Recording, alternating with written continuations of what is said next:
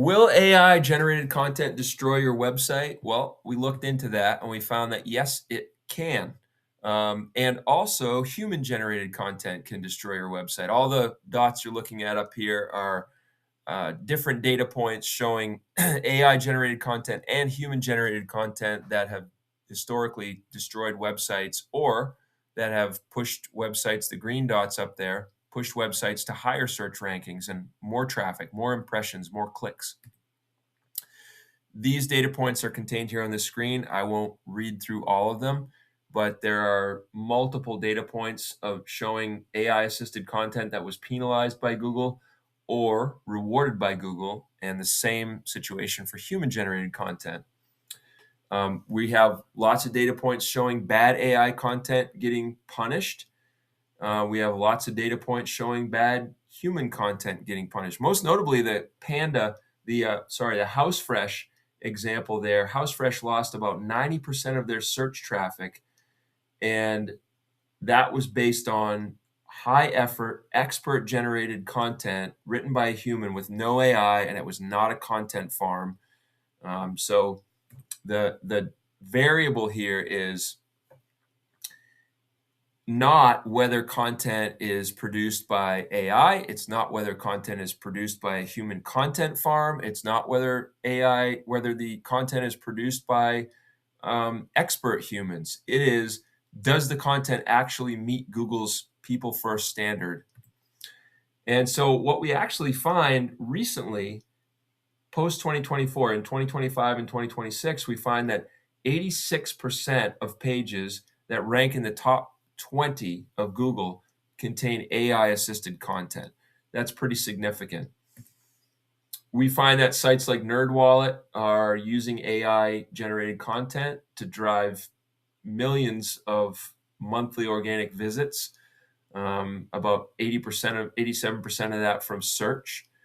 And we find that there's this SEOwind cites this cyborg method where AI drafts are edited by humans for SEO and topical accuracy, resulting in a 77% growth in clicks and 124% growth in impressions. So Google has even said appropriate use of AI automation is not against our guidelines. And they just say, we just want to make sure it's not used to manipulate search rankings. And Danny Sullivan, Google's search liaison, puts that more succinctly. He says, we're not anti-AI, we're anti-crap. So how do you be anti-crap? Well, you stay away from vendor mode, where you're looking to get affiliate revenue and you have no subject matter author, and it's basically just an AI content mill. You have no demonstrated expertise on the topic. You're hardly editing the stuff at all. It's all off the shelf, and the reader value is very low. By contrast, if you're in publisher mode and the reader value is very high and you have strong editorial review and the AI is used to accelerate research and drafting but not replace judgment, and the first intent is reader value, you're in publisher mode. So that's how you be anti-crap. By using a process where you have a human who is involved in using AI to select the topics you're going to write about. You have a human writer who is involved in creating the brief and using AI to create the first draft from the brief. By putting human input into the front end of the process, and then having, once the first draft comes back, either accepting that first draft as a good draft and editing it, giving it a strong editorial review, or looking at it and saying, no, I'm going to reject this. I'm going to send this back to the AI tool and I'm going to tell it, you need to do this a little differently. Here's what I want done differently. And then generating a second draft. And rewriting until the human SME in whatever niche you're writing in feels comfortable putting their name on it.